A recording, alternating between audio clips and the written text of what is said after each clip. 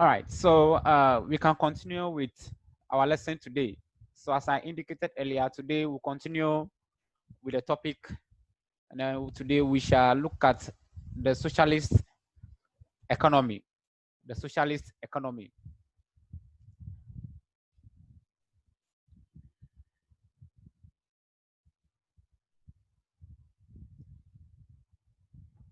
The socialist economy. So, like I told you last week, when we talk about the socialist economy as a type of economic system, basically we are referring to the economic systems in which the government or the state controls all the factors of production. In other words, when it comes to decisions as to what to produce, how much to produce, and how to distribute within the economy, all these decisions are taken by the government or the state, and that gives rise to the socialist, the centrally planned or the controlled economy. Now, few countries across the world practice this type of economic systems. Only few countries in the world, and then we have countries like North Korea, we have India, we have Cuba, a very popular socialist state. We have Vietnam, and then China. All right. Now, there are certain features of these economic systems that distinguishes it from the other two. That is the capitalist and then the mixed economy. Now, there are unique features that characterize this type of economic system, the socialist or the centrally planned economic system. So we are going to look at the various features of a socialist economy. When we talk of a socialist economy, what are the features? So that is basically what we'll look at in the next slide. Now, who can give me one unique feature of a socialist economy or socialist state? I asked you guys to go and read on it, and you've confirmed to me this morning that indeed you've gone to read on it. So I believe you will not have any difficulty trying to give me the features. I have so many hands raised up already. Perfect. Yes.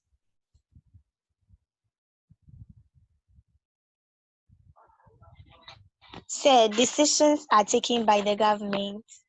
That is correct. So perfect.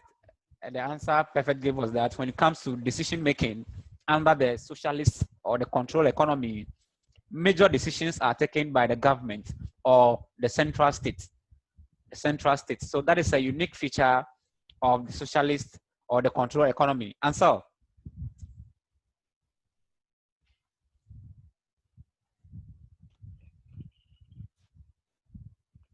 So maximization of welfare. Maximization of welfare. Maximization of welfare, and the state owns the productive resources. Okay, so under the socialist or the control economy, it is the state who owns majority of the factors of production.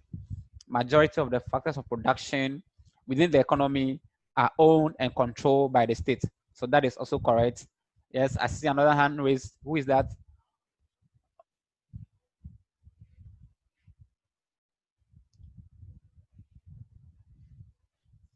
Yes, Ramsey.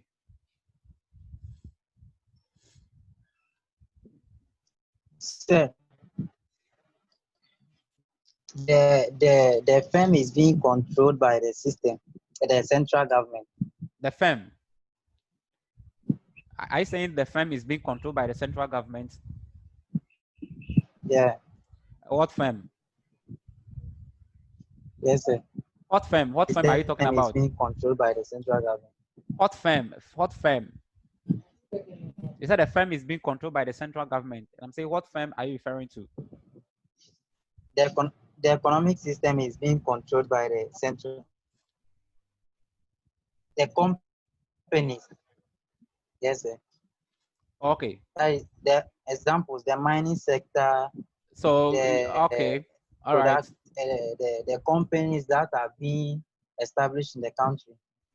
All right. So obviously, if the factors of production are in the hands of the state or the central government, and then it is the central government that ensures that industries are set up to engage in the production of goods and then services. And for that matter, when we come to managerial and then administrative role, it is government who appoints this personnel to see to the smooth running of these state-owned enterprises. So yes, that is correct. This government, the central government or the state, is in charge with the management and then the control of most of the state industries and then the state firms, as he rightly mentioned. Okay, any other feature?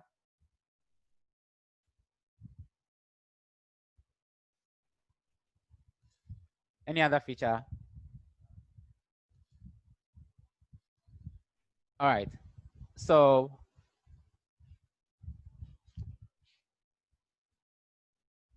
yeah, so we said there is public or state ownership of productive resources. So as your one of your colleagues rightly said, when it comes to the ownership of productive resources, the factors of production within the economy are mostly owned by the public, by the government or the state. And it is the state or the government who will release these factors of production to be used for productive purposes. So that is a unique feature under the control or the socialist economy. Then again, we have decisions, economic decisions. When you come to the taking of economic decisions, it is the government or the central government that is in charge. Major economic decisions regarding production, distribution of goods and services are taken by the government. So what this basically means here is this. When it comes to decisions like what to be produced, the type of commodities to be produced for the indigents or for the citizens in the economy, it is the government that decides what to be produced. Now, after taking the decisions on what you are going to produce, how are you going to produce them? How are you going to produce these goods, these commodities? How are you going to produce them? Then again, it's the government who is in charge of taking these decisions. How do you distribute the commodities? How do you ensure that what has been produced gets to the final consumer? How do you ensure that this what you have produced are evenly distributed within the economy so that consumers who need these commodities can get them to buy or can afford them? So government is in charge of all these decisions taken. And that is a unique feature of the socialist economy. Virtually, it's like almost government is in charge of everything within the economy. Every aspect of the economy is dominated by the government. All right, let's continue. There is also the maximization of social welfare. There is also the maximization of social welfare, as one of your colleagues rightly said. I think Ansel mentioned this. Now, unlike the capitalist economy, whereby profit motive, whereby individuals engage in economic activity and a production purposely because they want to enjoy huge profit. Under this type of economic system, that is the socialist economic system, the motive for production and making goods and services available is to maximize the social welfare of what? The citizens. To make goods and services available, affordable to the citizens of the country. And for that matter, prices are relatively low. Individuals can, with their limited resources, incomes, they are able to afford or they are able to procure and purchase any item they want to do in the country. All right. I believe you are clear with this point.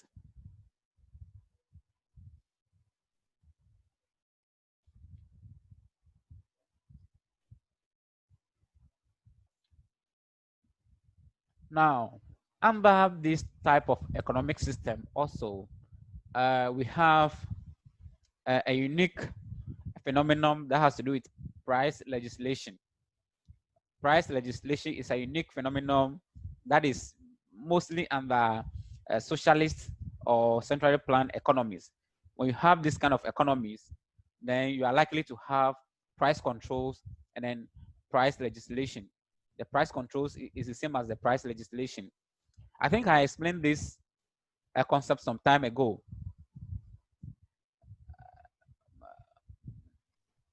Who can tell me what price legislation is about? What do you mean by price legislation or price control?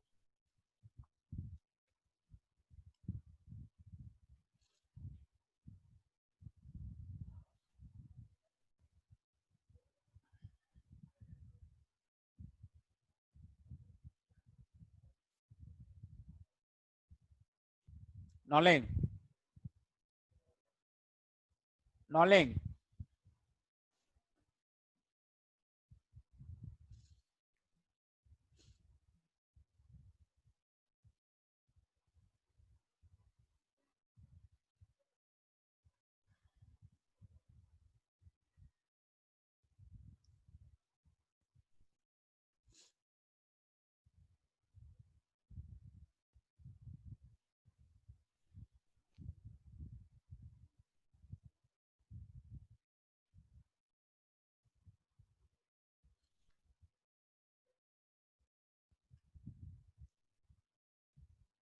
Sydney McCarthy.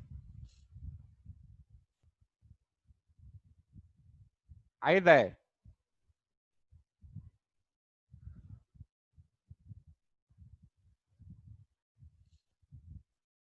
Yes.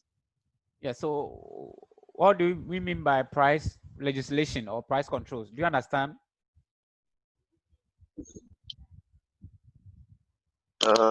My idea is prices shouldn't be too high or too low in the market. Prices shouldn't be too high or too low in the market. Right? That's what Yes. you are saying. That is your understanding of a price legislation. All right. Any other answer? I see your hand up. Yes. What is price legislation? Yes.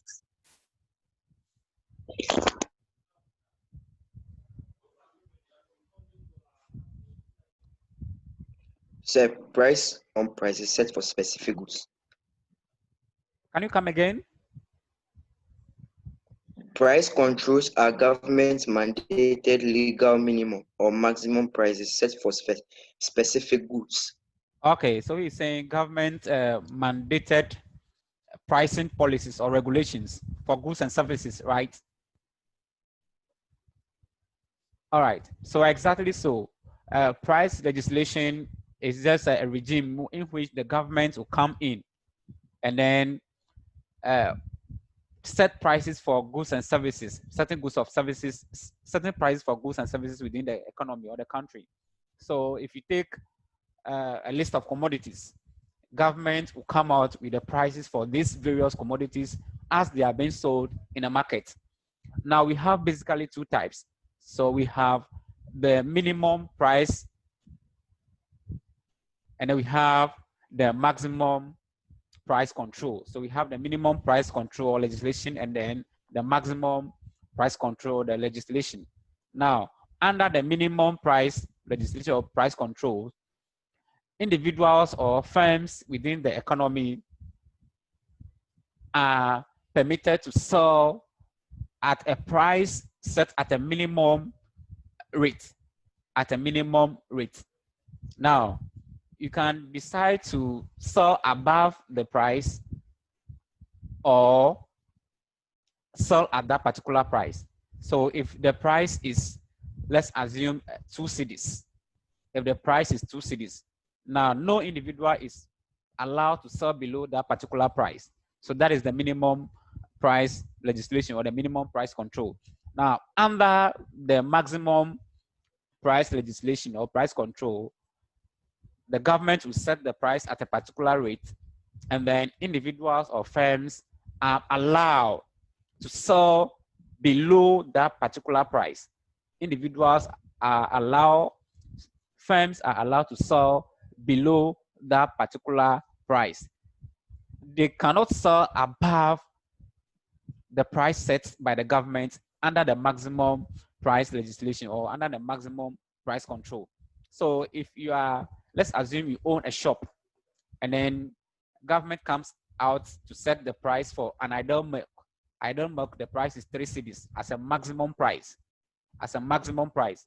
As a firm or as an individual, you can only sell that ideal milk at 3 cedis or below 3 cedis. You can't sell it above 3 cedis. So that is what maximum price legislation or maximum price control means. Now, when you come to the socialist or the centrally planned economy, this phenomenon of price legislation, government coming out to set prices of goods and services, is a unique feature. You have this development under an economy in which the government or the state is in charge of affairs. As we rightly said, the government is in charge of managing the affairs of the state. It is the government who controls the productive factors of production. It is government who is in charge of decision making in the economy. Almost every aspect of the economy is regulated or controlled by the government. So same applies here. When we come to the pricing of goods and services, firms are not allowed to set prices. In other words, where we have the interaction of demand and supply forces coming together to determine price, let's look at the advantages of the socialist or the command economy. The advantages of the socialist or the command economy. But then, do you all understand the price legislation? Okay. All right. So let's look at the advantages of the socialist or the command economy. What are some of the advantages? What do you think are some of the advantages under the socialist or the command economy? Perfect.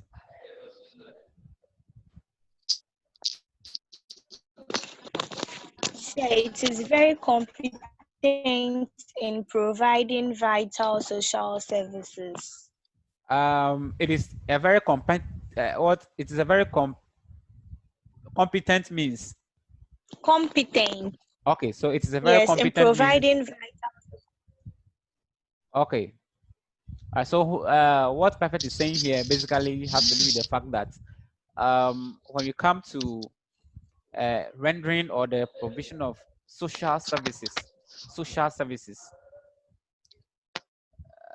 the socialist or the command economy makes way or makes it easy for these services to be provided to the citizens or the individuals, unlike in the capitalist economy. Now, social services. Can you give me a few examples of these social services provided under the socialist economy or the command economy? Say education. Education, any other? Health. All right, education, health. Police. Say teaching. Teaching, policing,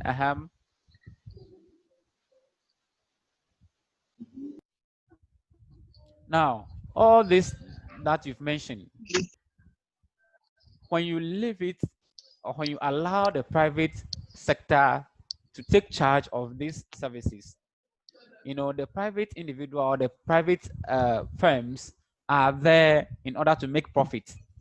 So when these services are left in the hands of the private individual, what happens is that you end up exploiting consumers.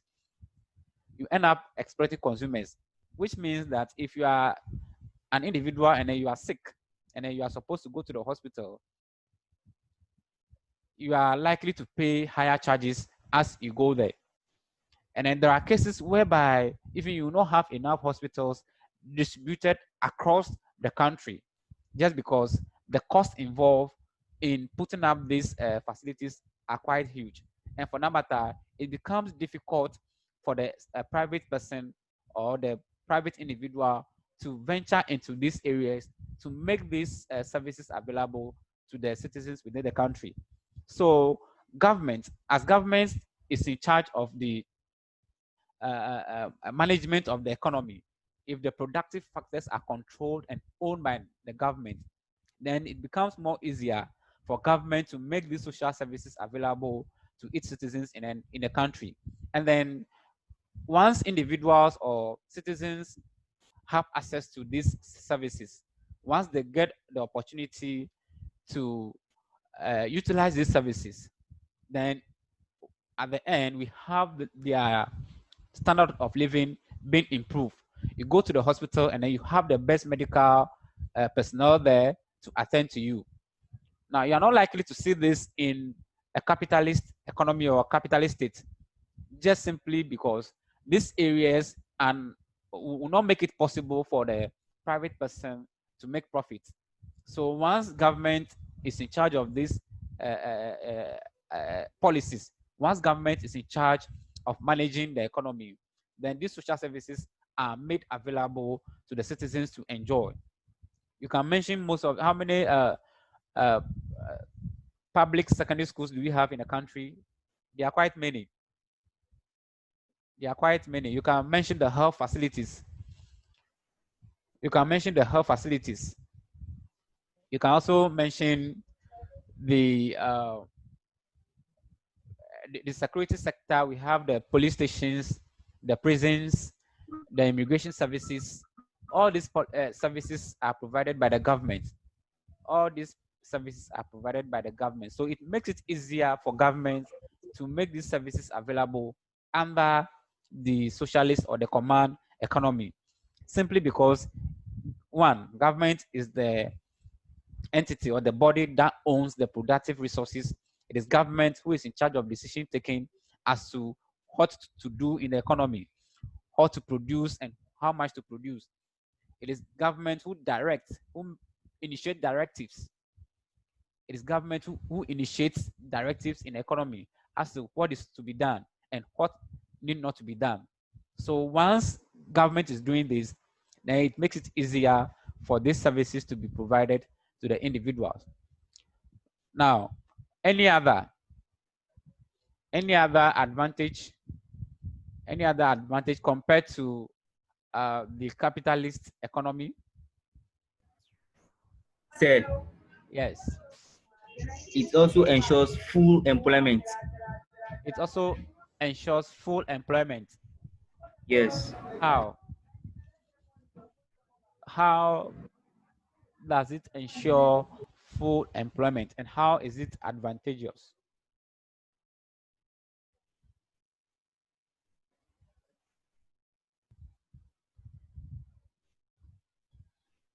Yes, can you tell us?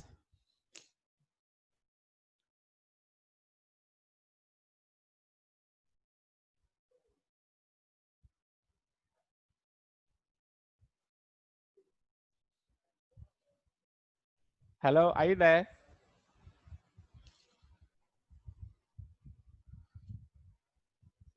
Ramsey. Ramsey.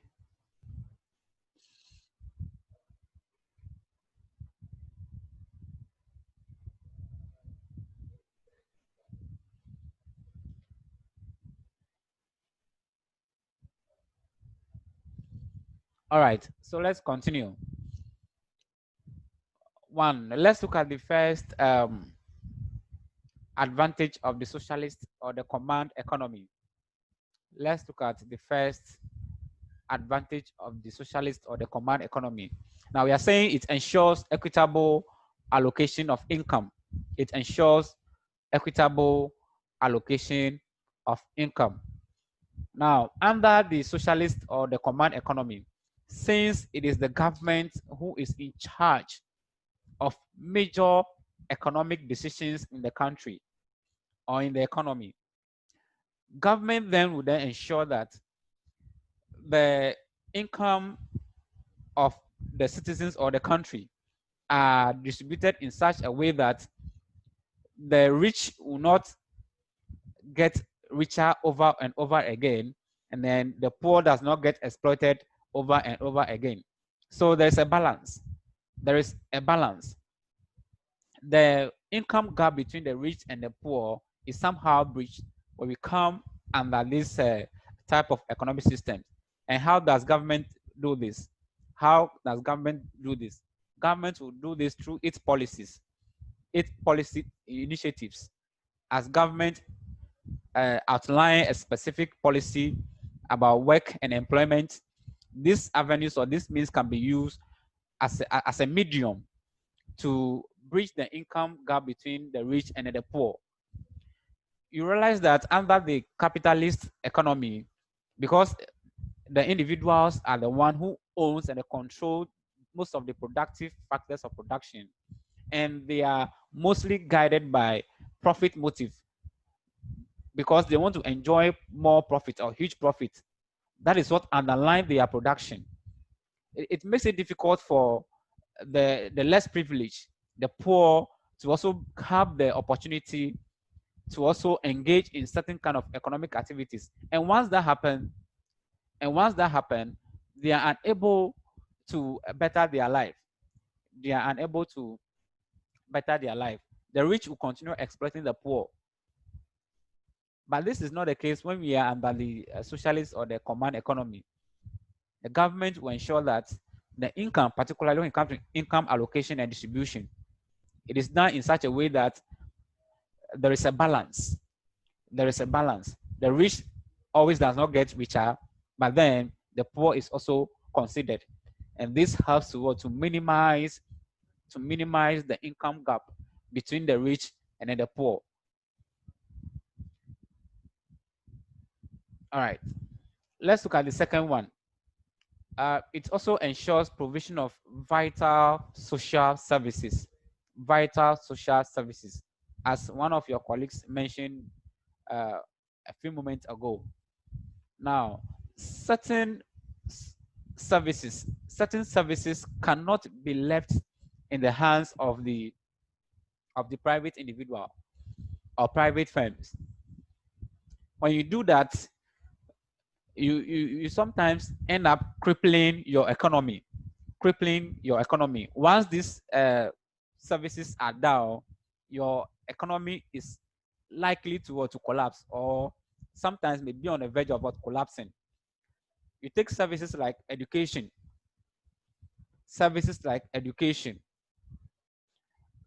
health,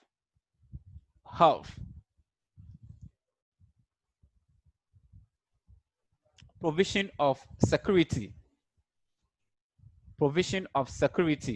How do you ensure the safety of your citizens? You can't leave the safety of your country or even your citizens in the hands of a private individual or a private firm. When it comes to education, you can't leave your educational system to be managed or to be controlled or to be dominated by private firms, because one, as a government, you have the responsibility of providing the quality human resource needed to ensure development in your country. All right. Now, some of these social services comes with cost. It comes with cost. Compare the cost involved if you access a health facility that belongs to a private individual, or if you access a private hospital, the cost involved, and then if you access a government hospital, the cost involved. Compare these two. So because these services are so vital to the survival of the economy as a whole, because these services are so important to the individuals, this system will help the government to ensure that most of these services are provided. Once government is the entity or the body, first of all, it's the government who owns these productive resources. It is the government who decides what to be done within the economy. Then it gives government the room to be able to provide or make these vital social services available to the citizens of the country.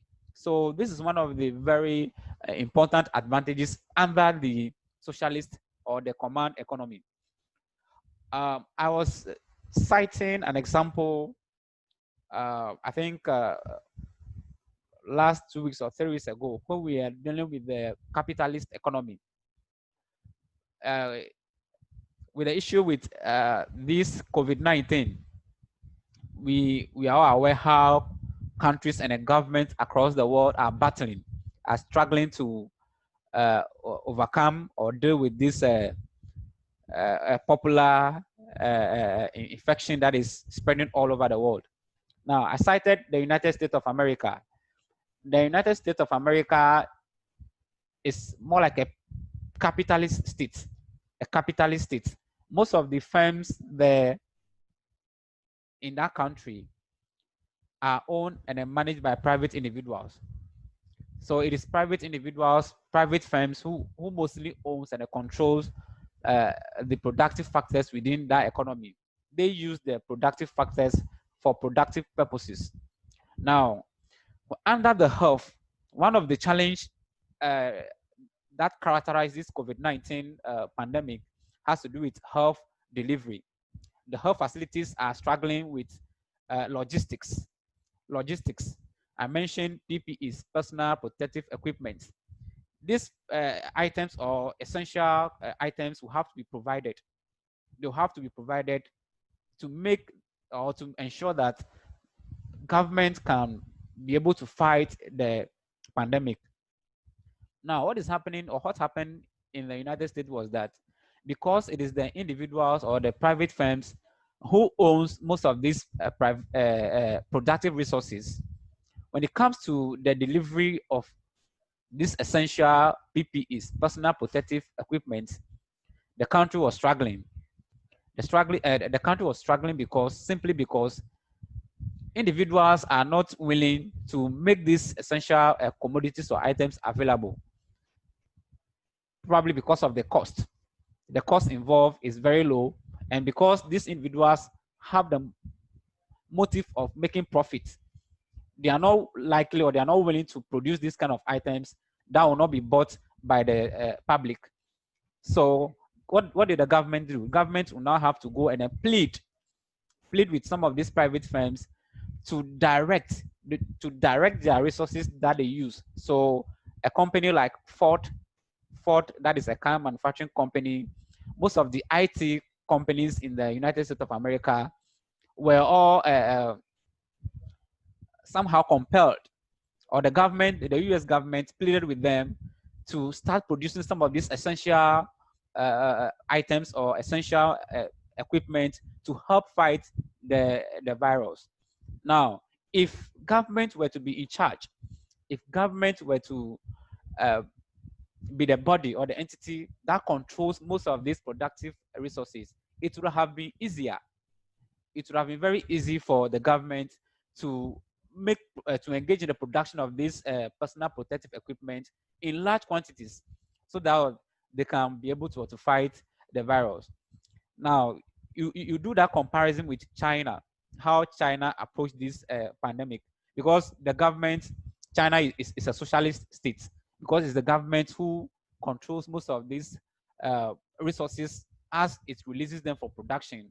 It was very easy for this personal protective equipment to be produced in large quantities, and that also helped in their fight against the COVID-19. So these are the issues.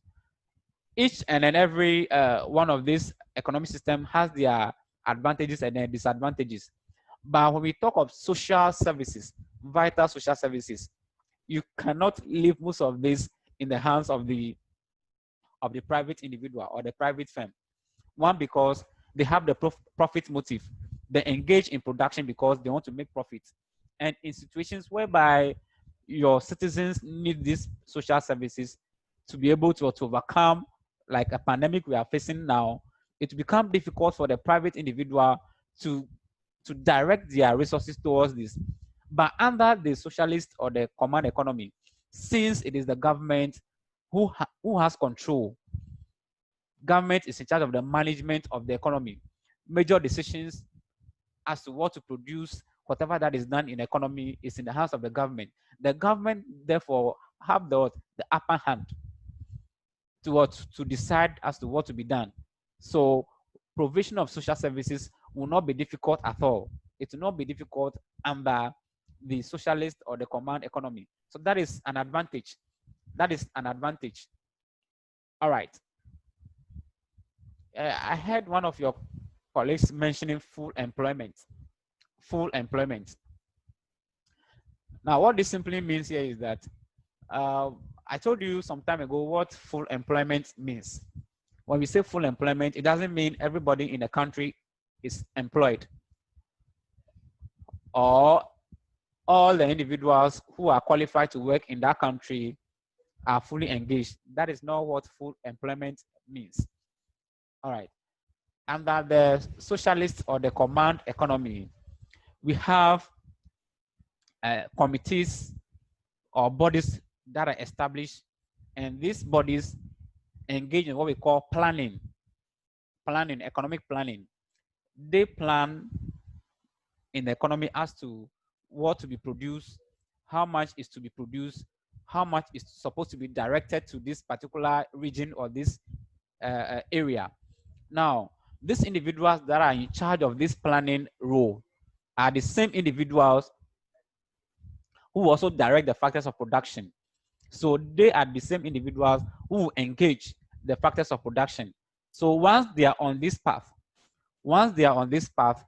they are gearing towards ensuring full employment. They are gearing towards full employment.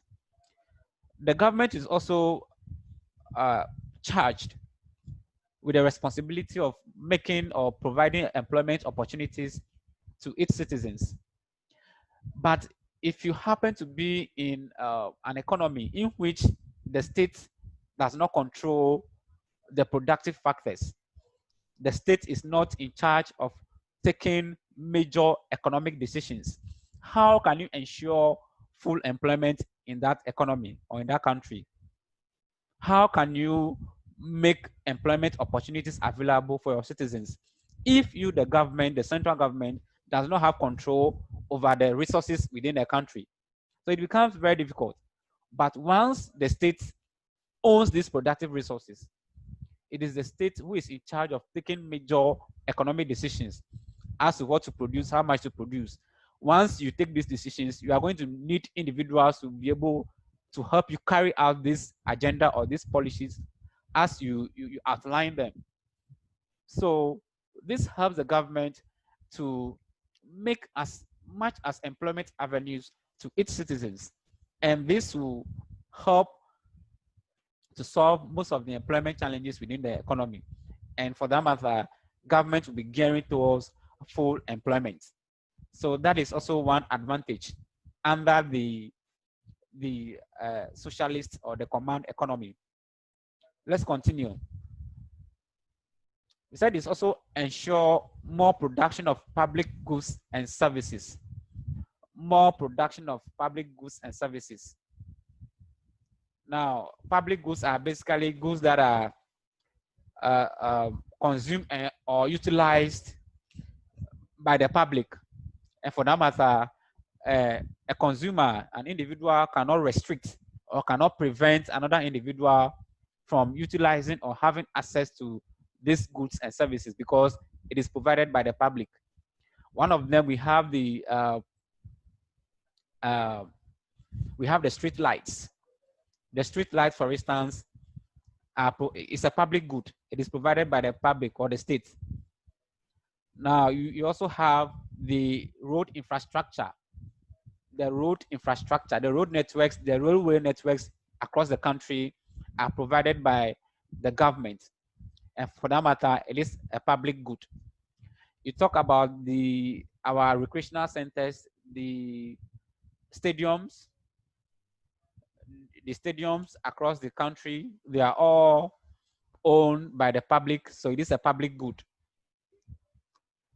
Now, some of these goods and services, per their nature, one, the cost involved is quite huge.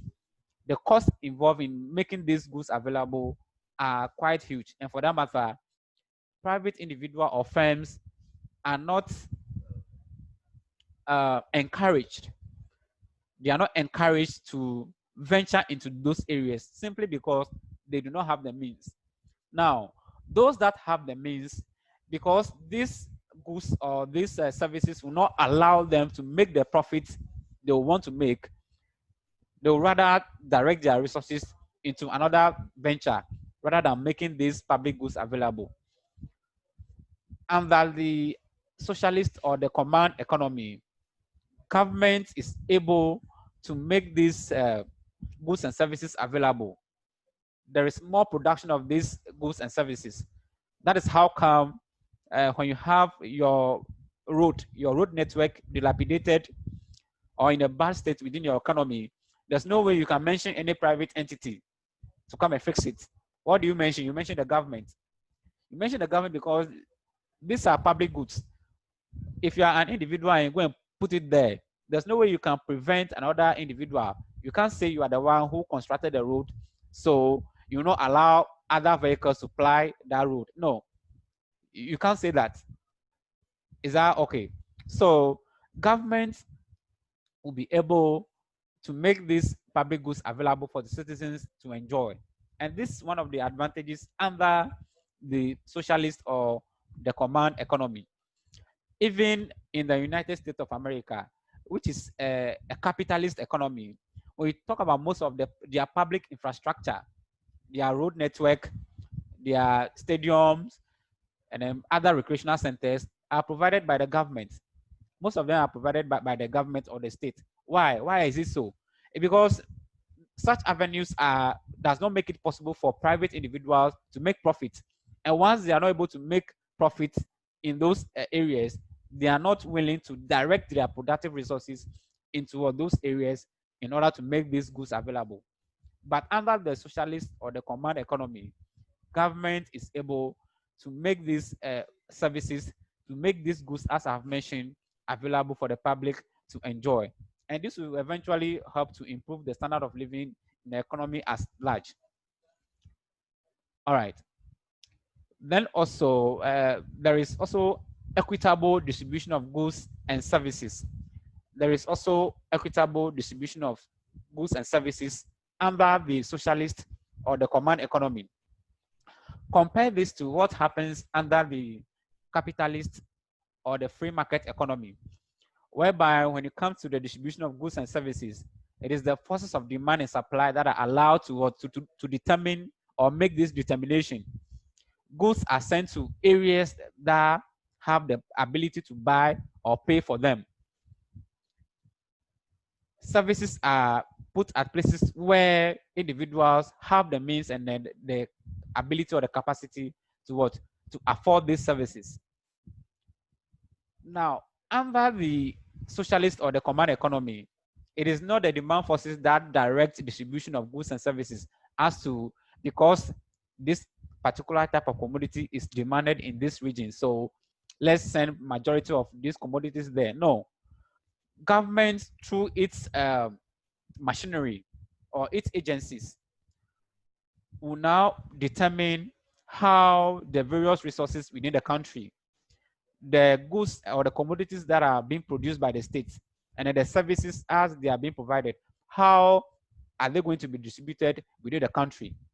How are they going to be distributed to ensure that some regions in the world or some regions in the country or some areas in the country are not deprived of the national cake when it comes to the distribution of the national assets or the national cake, as we will put it. So, one, you take hospitals. Hospitals. How do you ensure that hospitals are built in such a way that you don't have too much hospitals concentrated in a particular region, and then other regions will be deprived? In the establishment of schools, how do you ensure that schools are put up in such a way that individuals can have access to education, quality education, and for that matter, there will be no region whereby or area whereby those citizens there will have access to the quality education, and then the other areas will be deprived of this quality education. When you come to goods and services, the distribution of commodities, how do you ensure that whatever that is produced in a country, someone in Bogatanga will be able to have access to maybe the laptop, the computers, the electronics to buy as the person is in Boga, not only those in Accra. So once you have this kind of, or this type of economic system, because government is in charge of the affairs of the state, it is government who takes major economic decisions. Now, we also mentioned that decisions as to how to distribute goods and services are taken by the government. So once government is in charge of this decision, ensuring that goods and services are distributed in a way that every part of the country or every individual within the country can have the opportunity to buy what he or she wants to buy. And so this is an advantage. This is an advantage, unlike in the capitalist economy, whereby you can only get what you want to buy when you have the ability to pay for it. If you have the ability to pay for it, then you'll be able to get what you want to buy. Under the socialist economy, it is not like you have the ability to pay, but the government will ensure that you have the opportunity, you are given the opportunity to be able to get what you need. That is also an advantage under the socialist or the command economy. So take note. All right. Any questions under the advantages? Under the advantages of the socialist economy? If you have no questions, then we can move to look at the disadvantages. If you have no questions, then we can move to the disadvantages of the socialist economy. Can we proceed?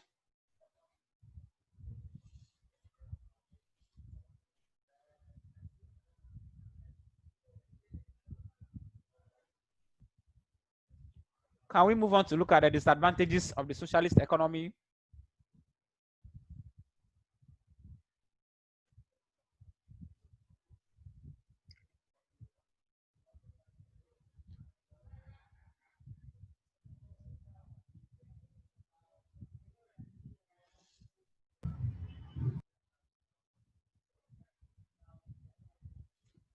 I'm asking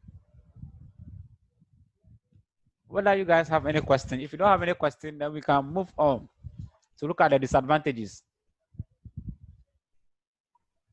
No questions, sir. All right. So aside the advantages that we just look at under the socialist or the centrally planned economy, what are some of the disadvantages? What are some of the disadvantages under the socialist or the command economy? Prince Day. Yeah. Yes. So any disadvantage under the socialist or the command economy? There could be a situation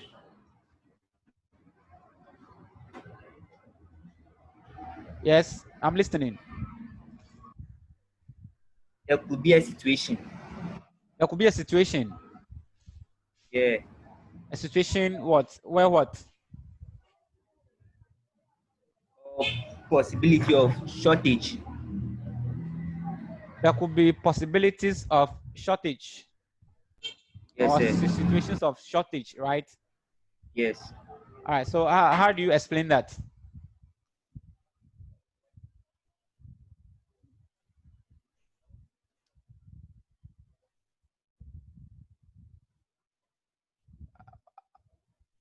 How are those shortages likely to happen? How are those shortages likely to happen? As you rightly mentioned, that there could be situations or possibilities of shortages. How are they likely to happen? And so I see your hand up. There's no room for satisfying individual consumers. There's no room for satisfying individual consumers. How? Yeah. So once people are grouped and their needs provided, people are grouped according to their needs provided, individual consumer satisfaction to be derived from consuming different goods will be reduced or will be impossible. Oh, okay. All right. So that is also correct. That is also correct. So one of the disadvantages of the socialist or the command economy has to do with the fact that it is expensive or costly to operate. It is expensive or costly to operate. Why are we saying it is expensive or costly to operate? Now, when it comes to the distribution of goods and services, the state will have to put up institutions. Institutions will have to be set up or established to ensure the distribution of goods and services across the country.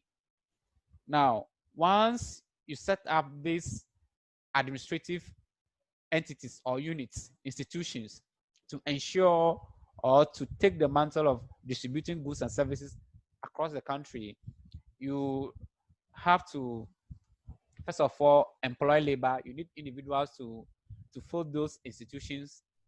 You have to make logistics available for them to use. They'll be needing offices, they'll be needing equipment, vehicles, and other operating costs will also be incurred. You need certain legislative instruments to empower them to be able to work effectively. And once you are doing this, it comes with a cost. Once you engage in all this, it comes with a cost. So government will have to bear all these costs. Government will have to bear all these costs.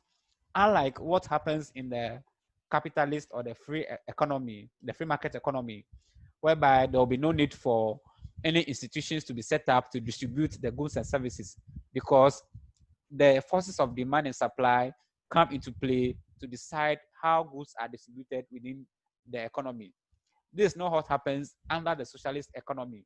The government will have to set up these institutions, and these institutions will have to be managed. They'll have to be managed, and managing these institutions comes with a cost. That is why we are saying it is very expensive or costly to operate. Are we clear? Are we clear? Yes, sir. All right. Now, we are also saying it leads to low productivity.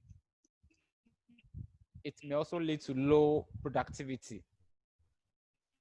Low productivity in the sense that even in Ghana here, Yes, sir.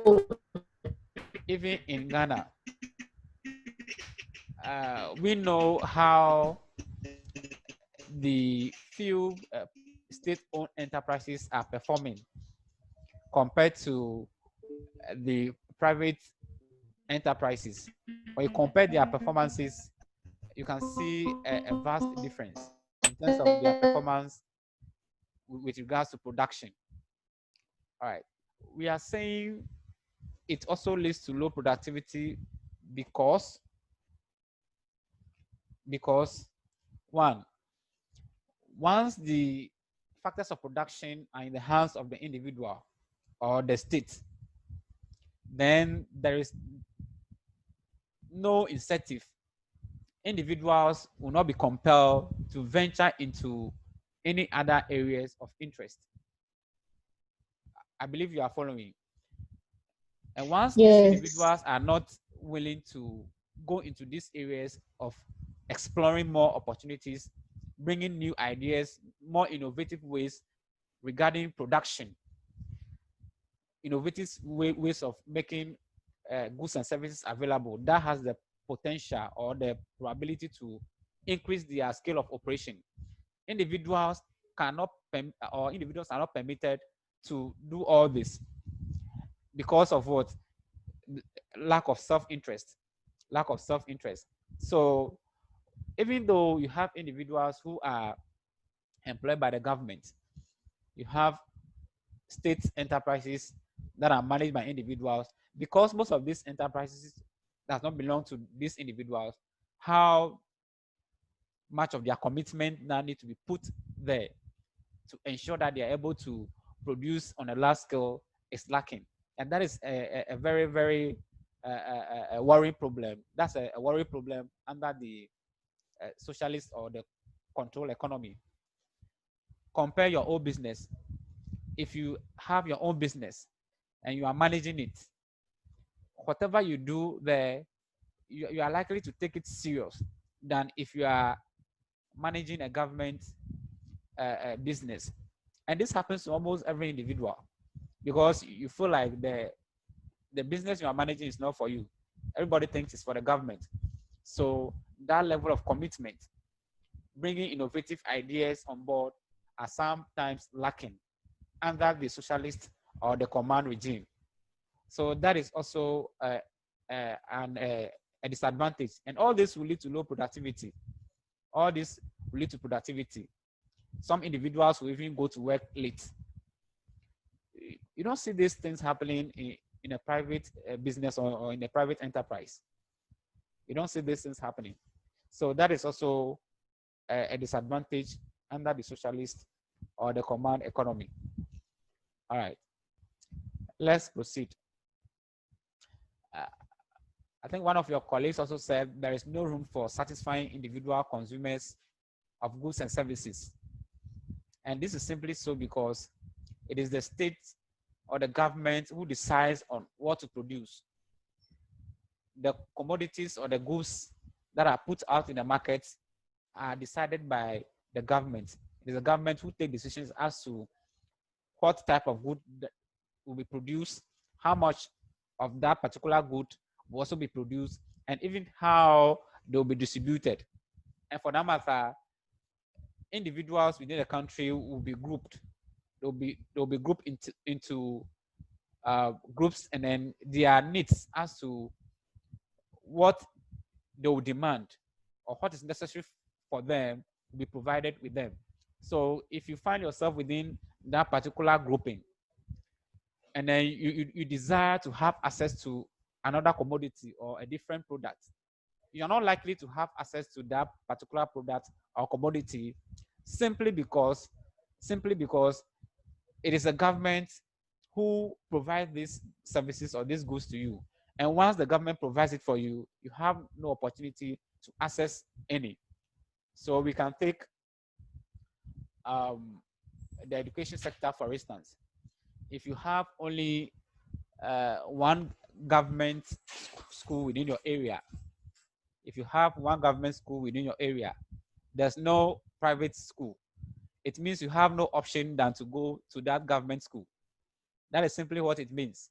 You have no other choice than to go to that government school. So this is what we are saying. All right, let's continue. We are saying there could be situations or possibility of shortages. There could be situations or possibility of shortages. Now, we can ask ourselves whether government has the capacity or the muscle to be able to produce, to satisfy all the needs of the citizens within the country. Is it possible? Can the government do that? Can the government do that? And one thing is that government does not, yes, government has no control over demand. Government has no control over demand. So yes, government may have control over supply as to how much of the commodities or the goods that are put out there. But as to demand, how much of those commodities are demanded by the individuals, government virtually has no control over them. So in situations whereby the demand for these goods and services are on a higher side or they are high, then we may have shortages occurring. We may have situations of shortages whereby there will not be enough commodities to satisfy the demands or the needs of citizens in the country. Are we clear?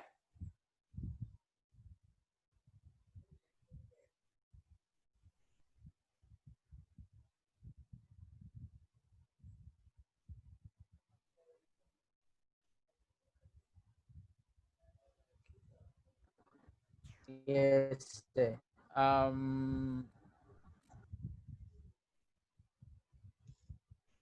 Savannah.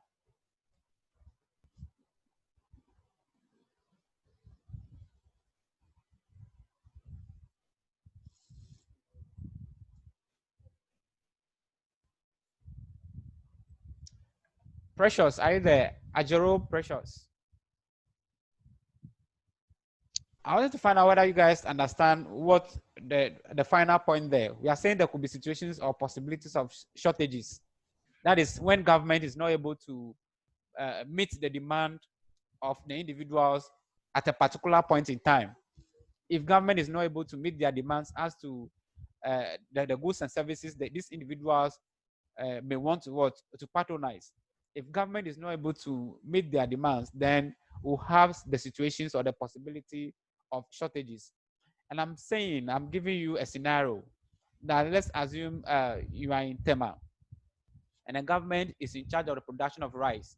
Government is engaged in the production of rice, bags of rice cultivation. So it's government who supply the rice to these communities.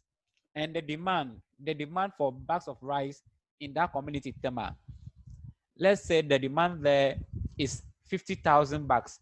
If the demand there is 50,000 bags, and then at a point in time, government is only able to send 30,000 there, 30,000 bags to that same area or community, what do you think will happen?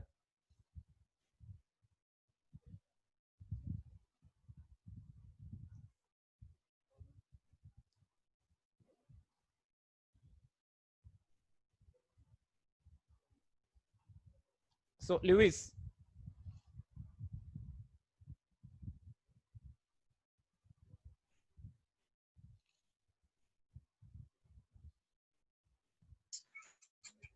Sir. Yes. So, what do you think will happen?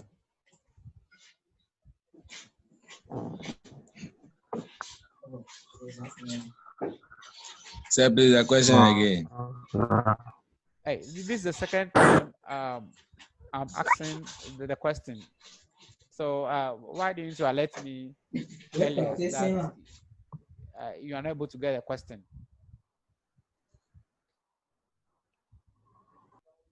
But do you understand what shortages means? Yes. All right. Let's continue. So we have looked at the socialist or the controlled economy. We have looked at the explanation of that type of economy. We look at the various features. We look at the advantages and then the disadvantages of the socialist or the command economy. So let's move on to look at the final type of economic system that has to do with the mixed economy. Now, under the mixed economy, basically, it is the private individual and then the government who together engage in production and then decision taking. Both the private individual or firms with support of the government come together in order to take major economic decisions within the economy or the country. So this is basically about a mixed economy. It is neither the situation whereby private individuals own most of the productive resources, or you find yourself in a situation whereby the government or the state controls or manages most of the productive factors of production. But what we are saying here under the mixed economy is that under this type of market, under this type of economic system, the government and then the private individual, the government and then the private individual or the private firm jointly comes together and then they engage in decision taking as to what to produce, how much will be produced, how distribution is going to take place. All these decisions are taken both by the private individual and then the government. So this is basically about a mixed economy. All right. When you come to ownership of resources, the government is allowed to own productive resources. At the same time, private individuals or firms are also allowed to own productive resources. When it comes to control, the control and then the management of these resources, the government is also allowed to manage and control resources within the economy. At the same time, private individuals or firms are also allowed to what? To also own, control, and then manage resources within the economy. All right. We have a majority of countries in the world practicing this type of economic system. Majority of countries across the world practice this type of economic system. So we have countries like Brazil, we have Nigeria, for instance, we have Russia. Russia used to be a socialist state. Russia is currently practicing a mixed economy, and then other countries as well. All right, let's continue. What are the features? What are the main features of a mixed economy? What are the main features of a mixed economy? The main features. We have few minutes to end the class, so we'll look at this and then we'll end the class here. We'll look at the features, and then if you have some few minutes, we'll look at the advantages and then the disadvantages briefly, and then we'll bring this lesson to an end. So first of all, under the mixed economy, there is joint decision making. There is joint decision making. There is joint decision making here in the sense that the government, together with the private individual or private firms, are the two bodies or entities that take economic decisions within the country. What this basically means here is that government is allowed to decide on what to produce within the country. At the same time, individual firms are also allowed to decide on what to produce. Government can also partner the private sector or the private individual to decide on what particular commodity or item to be made available to the citizens. So that is why we are saying there is a joint decision making under the mixed economy. Decisions are not solely taken by the individual, neither are they solely taken by the government. It is both the individual or the private firms and then the government that comes together to take major economic decisions. Secondly, there is also economic freedom. Under this type of market, under this type of economic system, there is economic freedom. There is economic freedom in the sense that individuals or consumers are given the opportunity to select or choose any product or any service they want to enjoy. This is so because once the government is also coming on board to make these goods and services available, the private sector is also there to support government. Then a variety of goods and services are therefore made available for citizens or consumers within the country to choose from. So individuals are free to choose to consume a commodity A or commodity B. At the same time, individuals are also allowed to decide what service they want to enjoy, what service they want to patronize within the economy or the country. Individuals are at liberty to do so. They are not restricted. They are not restricted under this type of economic system. So take note. Then also we have the private sector and then the public sector jointly participating in economic activities and then production of goods and services. So what we are basically saying here is this: when it comes to the production of goods and services, it is not only the government or the public sector who engages in this. The private firm or the private individuals are also allowed to engage in economic activities in order to make goods and services available. That is how come we have the private sector and then the public sector jointly involved in taking economic decisions, making production of goods and services available.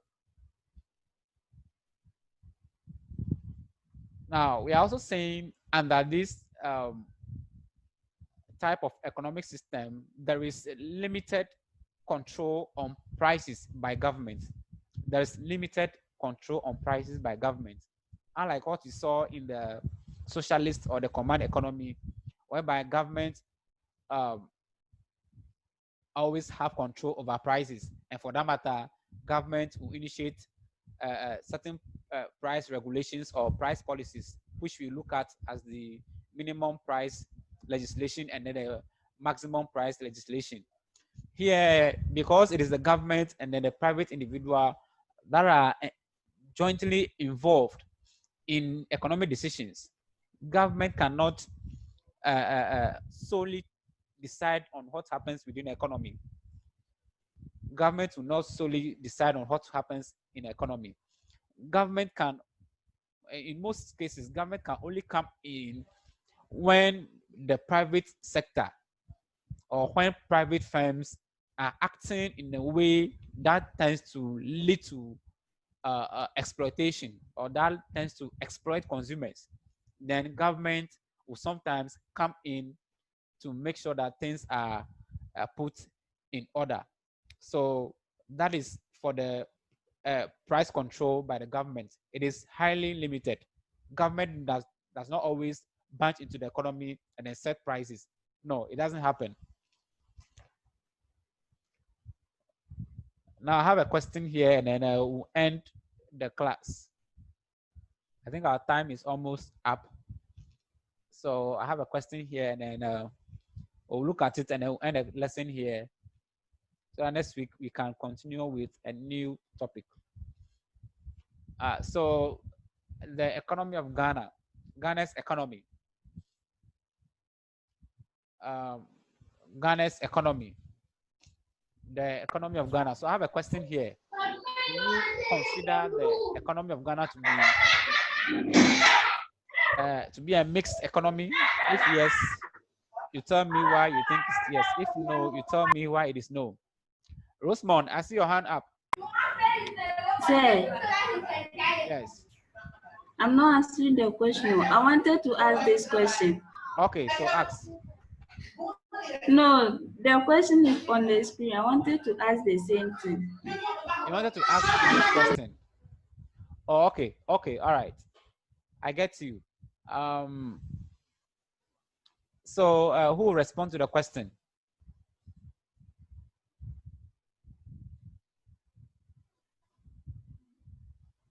So please give us some time. This one.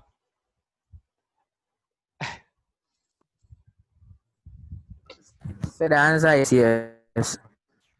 Raise up your hand. Say yes, say yes. Raise up your hand and let me allow you to respond to the question. Yes, so answer. Say it's yes. The answer is yes. So you consider Ghana's economy to be mixed? Yes. Why?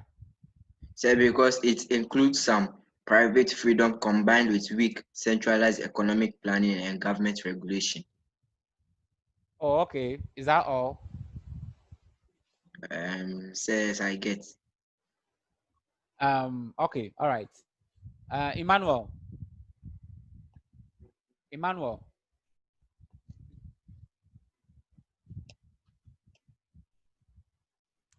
Emmanuel. Yes, sir. Do you agree? Do you agree that the economy of Ghana is a mixed one? Yes, sir. Why do you think so? So because they have some private and some public.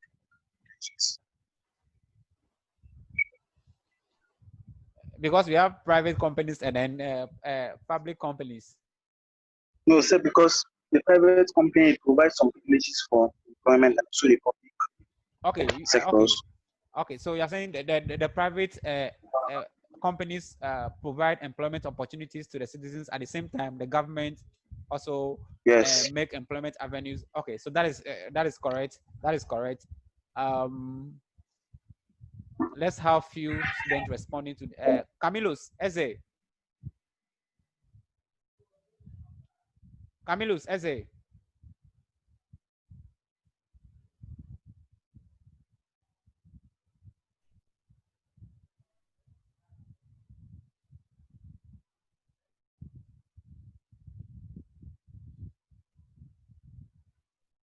Etse Camillus.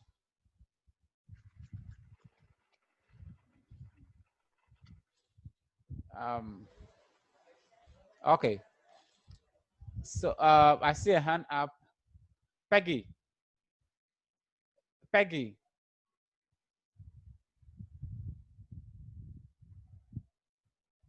Peggy, are you there?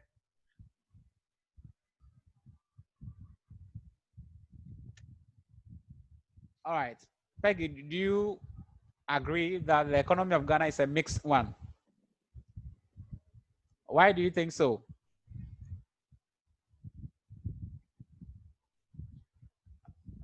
Unmute yourself and talk. Unmute yourself and talk.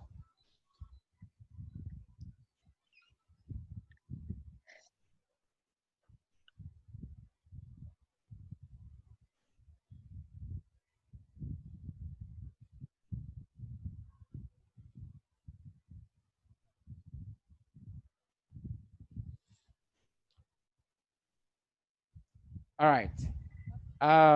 Rosemond.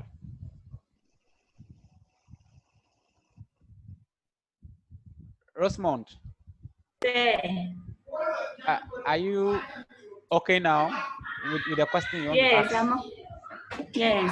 All right. So go. What I'll ask you to do is that you should go and find other reasons or other reasons to justify that the economy of Ghana is indeed a mixed one.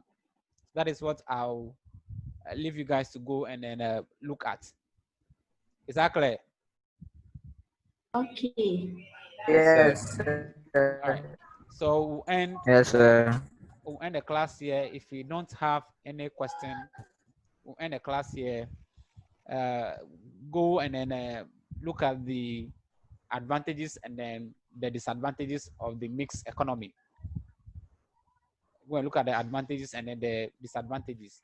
Then we'll draw the curtains on the economic system. Next time we'll meet, we'll look at another topic. Is that clear?